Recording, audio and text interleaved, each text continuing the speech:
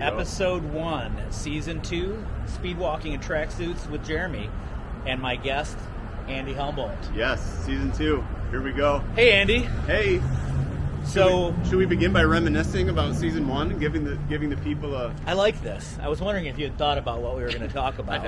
Yeah. I would just think, because I'm one of your dedicated followers. I'm not just the first guest. I'm also your biggest fan. This is also the video editor, folks, so he's the person that actually makes this go up on the internet. The speed views, the Speedwalking speed view, where we whittle each half-hour episode down to like 2 minutes of all the funniest bits, according to me. So what do we think are, what is the rehash of Season 1? What were the funniest bits? One of the running jokes was finding things in the street. Oh, yes. Remember? Undies. There was undies one day. There was a weave. You're with Vanya. Oh, yeah. Wasn't there like Vanya and I found a part of a weave. We also found a pile of tortillas. Up here on the street, there was a pile of tortillas.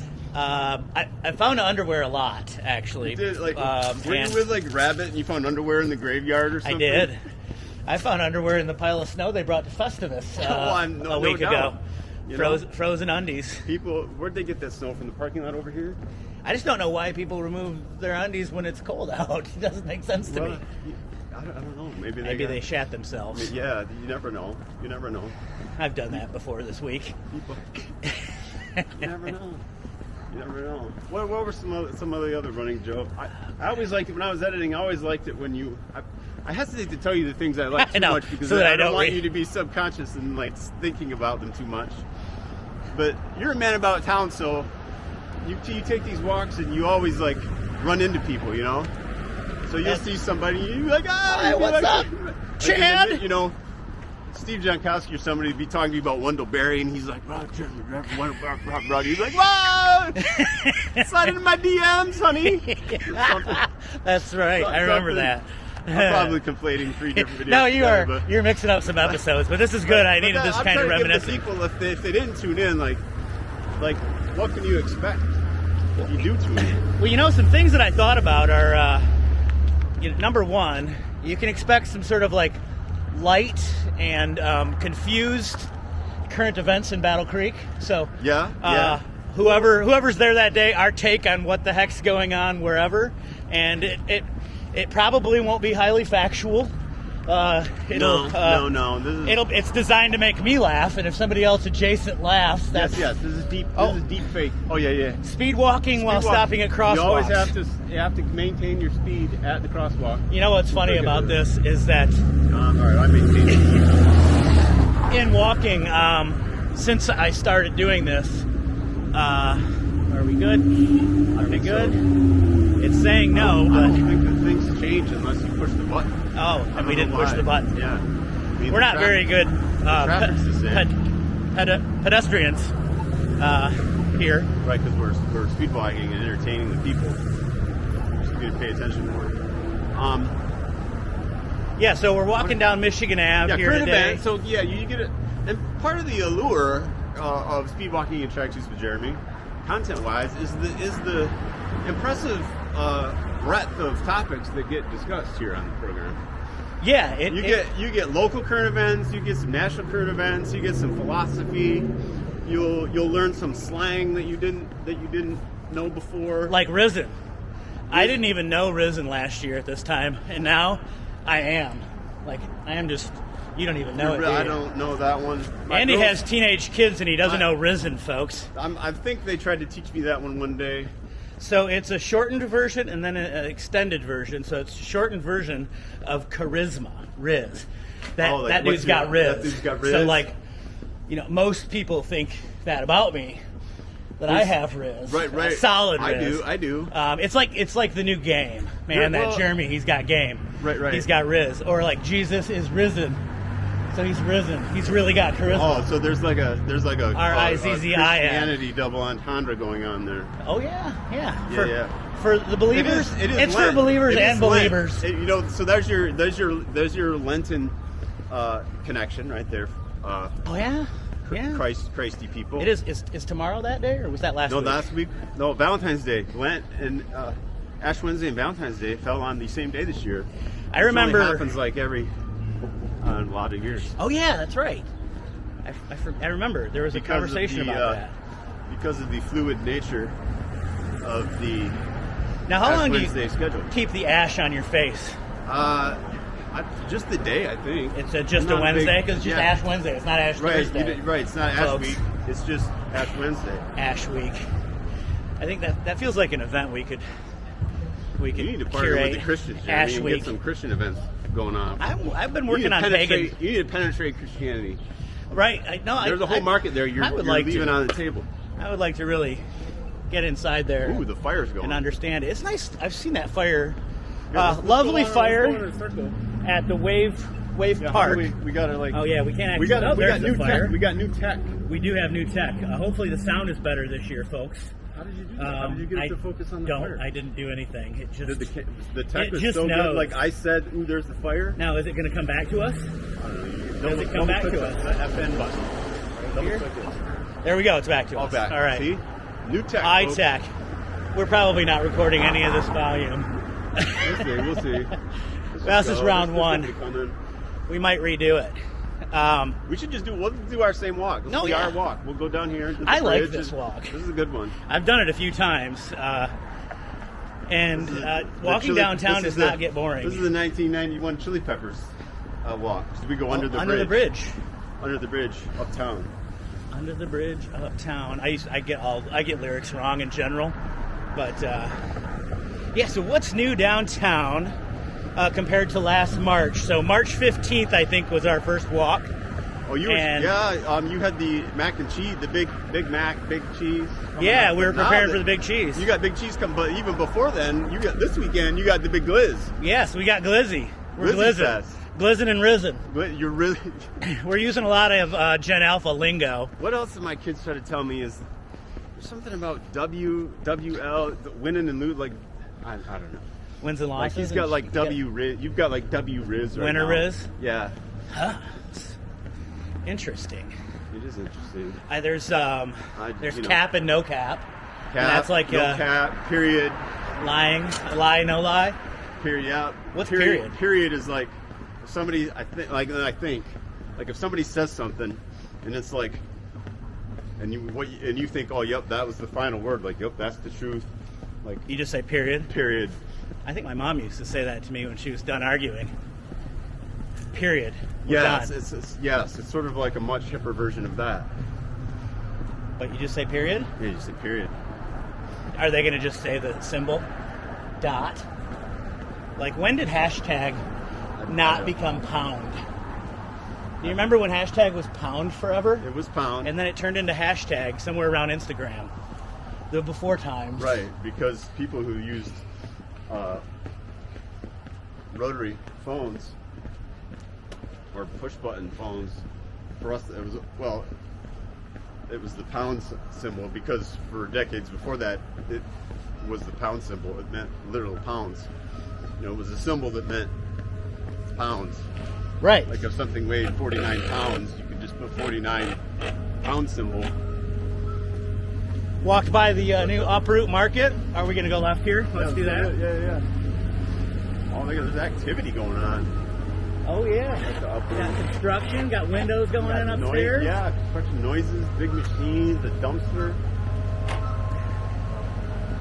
What's happening? Dumpster. No, not dumpster. I was going to say dumpster used to be my safe word, but it was actually dump truck. But you'd get confused, so sometimes you'd just say dumpster. Yeah, this is a dump truck fire around here. I mix and match a lot. Yeah, the lovely river. That's why you needed a safe word to begin with. It's too much mixing and matching. Actually, I've never used the safe word. I just had it just in case. Well, right. In case Aaron took me to my limits. But... Yeah, I've never used the fire extinguisher in my house, but honey. It's there. Right. It's for safety. That's exactly. Right. That's a good call. So you have teenage. Why is it not recording you? Oops. You have teenage kids that are risen. Oh, I've got an 8-year-old who's in a matter of years is going to be teaching me all kinds of new things, and I'm terrified what she's going to teach me. But okay. Just double click that button. Let's see. There we go. Yeah. Sorry, folks. This is, again, we've been at this for 23 episodes, 1 year. Still learning how to use so we thought, let's buy a new camera. Yeah, one of my daughters, so here we're going past Math Science Center. One of them will be currently in there mathing and sciencing. Like right now? Right now. You think they're gonna be like, there's my dad, or you think they're like, don't look out the window? They have to be staring out the window right now. We'll just wait, just in case that's the case. Hi, kids. No, there's trees, but we'll come back around. Who's there right now? My younger daughters. So I have one there. One daughter's in the morning and one daughter's in the afternoon because the youngins are there in the morning and the oldins are there in the afternoon. I drop off my daughter to school every day, and she has now started I thought for sure you were going to say I drop off the kids at the pool every day before I do Actually, this walk. I do. Actually, I dropped the kids off at the pool 3 times this morning. I'm regular in the morning. That's good. So I play music in the car with Maggie, and I'm trying to get her to like my music, right? Some of it, as all parents do, so that I can listen to it. And my favorite thing is that when we pull up to the drop-off line every day, she says, "Dad, turn off your music." so the other, so and I was like, embarrass her. Yes. It's like, are you afraid I'm going to embarrass you to the teachers waiting for you to let out? Yes. She doesn't want the other kids. She doesn't want the other kids hearing either. Your jam bandy bullcrap. But she does. Now I'm becoming a Swiftie because of my daughter. Right. And it's a two-way street. I like any other time in history. Oh yeah, like it's the new Madonna. 80% of the music is shit because it's made for public, mass consumption. But there's some gems in there. Oh yeah. I like it. Yeah, Taylor Swift is a great songwriter. Has a formula. You're listening to a Taylor Swift song. Yes. And 1 out of 5 times they're gold, man. They are. I mean, she's a good writer. Why is this keep making me adjust? She deserves. I think probably the harsh backlit light is causing struggling. It to lose. Yeah. Because it's trying to focus on her faces all the time, and sometimes it's just going to lose. Because this is as difficult as lighting conditions get. So what do your kids listen to? Are they Swifties? Yeah, that's kind of mandatory at that age. They like the Tay-Tay. Tay-Tay. They like some other stuff. The big guy right now is Noah Kahan. Kahan. Kahan. All Noah right. Kahan is big in the 15 to 29. Does he have music in it that goes meow meow meow? I don't think so. Because that's my absolute favorite sound of all music sounds. Right. And he's pretty good. I have appreciated that they have brought the Noah Kahan into my. So he's like sort of singer-songwriter type, but sort of like higher brow, a little more broody, a little more. I'm 28 and I'm looking back on when I was 21. When I was 21 and lamenting what an idiot I was. Man. Or how hard it was growing up. I'm looking back this morning. My dad didn't like me, and that thing. I drank too much when my friends came home for Thanksgiving. This sort of love-hate relationship with his hometown. Oh yeah. So that kind of vibe. We know. And he's really good. Like he's Noah good. Kahan. Yep. So we're gonna cross here toward the skate park. Oh yeah, here we are. Yeah. Now, since we came to the skate park the first time, let's do it. We running. That was running across the street. That was another running ongoing joke that I always love to include in the speed views is anytime you set out on a mild jog. Running. It was good. It's fun to cut to the running. Well, if there's like a pause and then you cut to the running because the camera's jiggling and you're jiggling. There's all. I don't jiggle. Let's get this clear. I am probably at the peak of my physical performance right now. I no longer breathe heavily when I speed walk. Good. That's I'm kidding. I'm a pile of crap right now, but I'm coming back. I'm going to be risen again. I am risen. You have been dropped off at the pool and are about to rizz. So I know that there was a nice little skate park cleanup project. Uh-oh. Oh, we got a yeeter. We got a, we won that war, people. Now, despite my fans who love the Confederacy because they love losers. Right. For Bo and Luke Duke. Yeah, no, damn it, I love Bo and Luke Duke. And I don't love Boss Hogg. So it's like, which side am I going to pick? Am I picking Boss Hogg or am I picking Bo and Luke Duke? I saw a meme a while back, some kind, where someone had an old Dodge Charger like the Duke boys, but they had it painted like, instead of orange with a Confederate flag, it was like painted like blue with the stars and stripes on the top, and it was something like the winner. So they Americaned it? Yeah, they like made it the winners or something. It was. So here we are back down under the bridge. Yeah, do we go? Actually, it looks cleaner than it did. Although like there's been fresh paint. Yeah, I think there's some new new art. The street art here to the street art in last seasons, we would see some differences. Yeah, I think there's new street art. Taking a break here. We don't want to disturb them. No, we'll just take a look at this piece of work. You're a piece of work. That's right. My grandpa used to say that to me. I don't think it was positive. Probably did. Probably did. Love my grandpa. Shiny. Well, one of my grandpa. The other one's kind of a fuck. Here, we come down in the shadow down here a little bit. So, no, come back. That's why I said come down in the shadow. Come back. Are you convinced it's a... This is like a light. Oh, man. I'm really turning it. I'm messing up. Well, there we go. There's some of the art. Back. Now if you just turn slowly.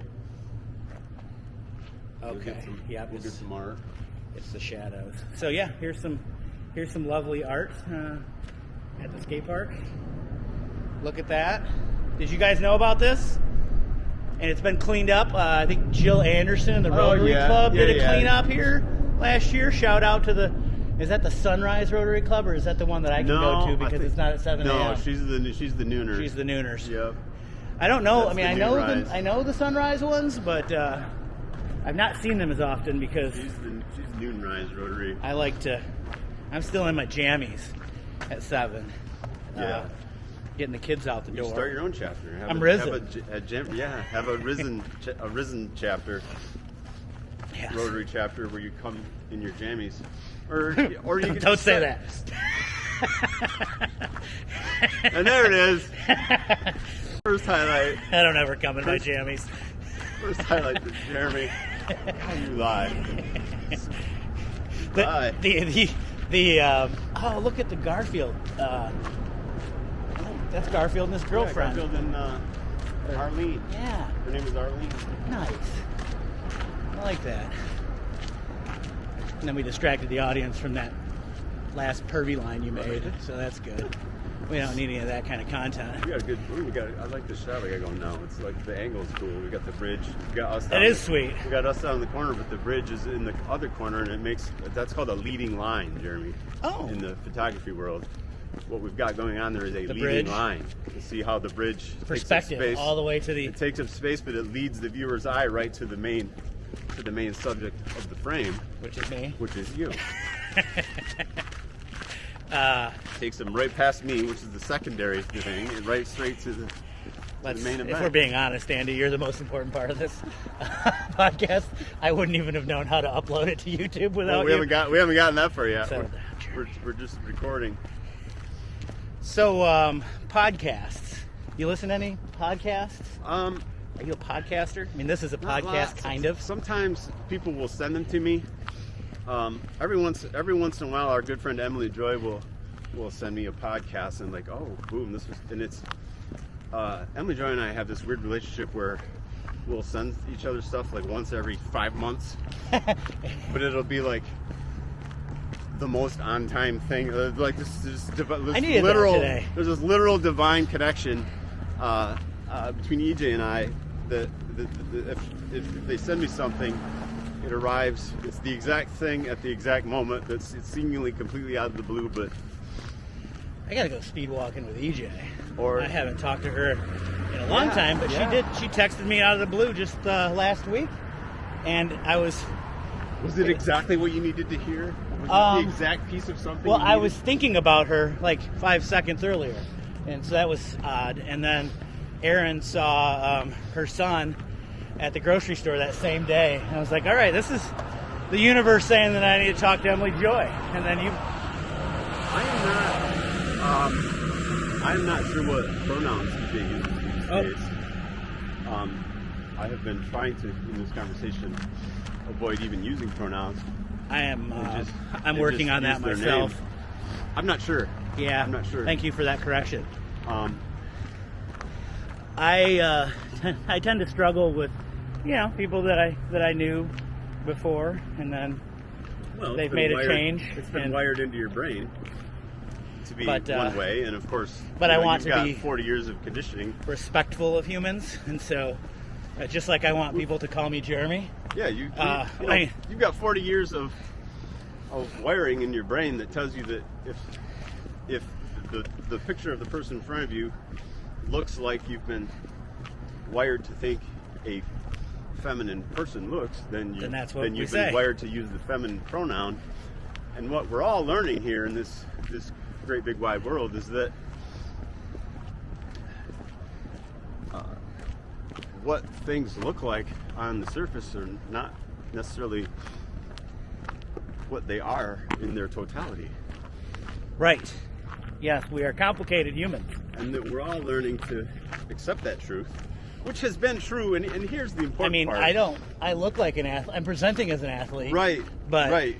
I'm so much more complicated than my athleticism. Exactly. I think that's a metaphoric way of discussing it, maybe. I think the important thing for people to understand is that a lot of people that I encounter, I've done a fair bit of facilitating and coaching around diversity, inclusion, and equity, and those kinds of things. A lot of people think that it's new. Oh yeah. Well, now they're when I was coming up, there was only two genders, man. And now what's new is social media. Now there's all this. Well, yeah. So people are talking a lot more. These people who experience the world this way have always been here, have always been a part of our world. Not just people, other animals as well, right? Yes. That's another thing that I find interesting. These people have always been here, and there have been cultures around the world and through time that have recognized and celebrated a spectrum of genders, not just a binary of genders. Right. Many Native American cultures, for instance, have been that way for millennia. Two-spirit, if people are interested, they could Google the term two-spirit. Yeah. For people who embody both genders at once. Well, which still implies a sort of yin-yang binary, but one that has some fluidity to it. A both and, if you will. Well, and if you look at the yin-yang symbol, there's a little bit of yin inside of the yang. That's right. And a little bit of yang inside of the yin. Dump truck. Yes. Oh, I thought we... Scheisse. That's funny. I think it's also, though, people do this in politics, too. You must be a Democrat because you don't like my Republican value systems the way I do. And it happens all the time to me that, if we're being honest here, I'm certainly more one than the other, and it doesn't take a whole lot of guessing. We went the other way last season, but let's go this way. It's a spectrum of values. Yes. And you're right, it gets difficult in politics because, and you and I have talked about this even in nonpartisan city politics. I was on the city commission for a while, and if there's a proposal before you, if somebody wants to change something, if there's some sort of proposal, at the end of the day, you got to vote yay or nay. You know, like we're either going to do this or we're not. You can only vote one of two ways. Right. You need to make a decision. Like we're going to build the thing or we're not. We're going to borrow the money or we're not. And so that decision itself is binary, but but it's more complex than that. And so if you're in the public, you're going to the meeting, or you're only sort of partly paying attention, and you see that Humboldt voted yes on this thing, or Humboldt voted no, and so now I'm pissed. He must agree with it or disagree with it because he thinks he thinks all of the things. Well, I might have been 51% sure of my decision. Like man, I'm seeing all these different factors, but I think I'm leaning this way, so I'm going to vote. My yay vote might have been because I was 51% sure in my soul that this was the right thing to do, and I've got to go one way or the other. Voting one way doesn't mean that you're 100% in favor of that. That you don't understand. It means you had to make a choice. Can't empathize with the other decision. Sometimes that choice can be neutral or abstain, but that seems like a lazy response there are some most of the time. Some contexts where you can do that, but if you're in the government, if you're on a city council, you can't just say, I'm going to abstain because I'm just not sure. Like that's just shirking your duty. Right. You could, abstaining because you have some sort of conflict of interest or something that makes you inappropriate for you to be the one doing the deciding.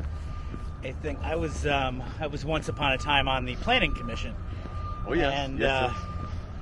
Warming up now we're in the sun. Yeah. It was an awesome learning experience. Number one, which is why I did it. I wanted to learn, and I recommend that citizens get involved. Get involved. That's how you know. That's how you learn about things. I got on a grant committee about almost 20 years ago, and that's how I met Andy. Yeah. And that's how I got my start in local political. And then you get to learn about, how are grant committees operated? How do people make decisions on grants? Yeah, where's the money? Who has it? Who doesn't? Same with the planning commission. Yeah. How do you get a variance to do something different that is not allowed typically? And I remember once, what I was going to say is once I voted against, and I was the only person that voted against something. Yeah, that's always fun. I did it. I did it out of what do you say? Out of yeah, you're right. Out of a sense of representing, right. people who I thought I might have been representing. You knew the vote was a symbolic vote. Yes. Like you knew your no vote wasn't going to change anything. Of the situation. So the thing was going to happen regardless. But you used your no vote as a way of highlighting the arguments against. And somebody told me afterwards that they wanted to also vote no, but they couldn't. And at first, I said this to them, this is what's wrong with our system, is that you can't vote with your conscience. You're voting because you're building an alliance on another vote in the future that you want. Right. And it's more important to you, and so you need those folks to vote with you. And I don't think a lot of people get that, the gamesmanship that is involved and that sometimes you have to give up something in order to get something later. Yeah. That's life. And sometimes it's gamesmanship, and sometimes it's just practical relationship building. Yeah. And the gray area between those two things is, of course, massive. Like from personal experience, I can say I have done that, but I'd like to think of it as the more relationship building and less where you're like, I could kind of go either way on this thing here. Yeah. But at the end of the day, I can see that it doesn't really matter that much. Yeah. So why not go this way? Why not go with the crowd and keep the peace? Earn some respectability points with the crowd for being reasonable. Well, and even later when I want to use them. Yeah. Well, and them being the points. Even in a nonpartisan city commission, we're all quite aware that people still have their partisan values, and sometimes they. Well, sure. People still. You choose things based on some of your values. But it's. it's not a position that's elected in that sort of way. Yeah. The values that make you be a part of, or the values that make you tend to vote with a particular party, don't go away. I'm always fascinated by politics, and what does go away though is you're not beholden to that party. Like in partisan politics, that you're going to vote along party lines. You're going to vote with your party sometimes. You might, left to your own devices, you might be like, guys, I think we're probably wrong on this. Unless you're what, Joe Manchin? But yeah, unless you're Joe Manchin and you got balls the size of the West Virginia mountain. Dump truck. In their case. Their case. Yes. Dump truck. Let's talk. But let's be real. Joe Manchin. So I was just sort of praising his courage there by alluding to the size of his testicles. But really, Joe Manchin was representing his people. Also, testicles aren't strong. I just want to put that out there. They're really weak. They're fragile. It's a strange. Joe Manchin was respecting the people who he represents. The people that Joe Manchin represents are not super duper right? elite, are not intellectual liberals. Right. They're miners and such. Blue collar miners in West Virginia. And so he's doing a service to his people by operating in the way that he did. And fair. Many of his Democratic colleagues were, including myself at times, were mad at him for the way he did that. But I don't think you can ever fault him for representing his people, which is ultimately the job that you're asked to do as an elected representative. We've gone way too far down the politics road. This is boring, people. Sorry, this is the first episode. We're on our way back to Cafe Riga. We should blow by there and check it out, see if it worked.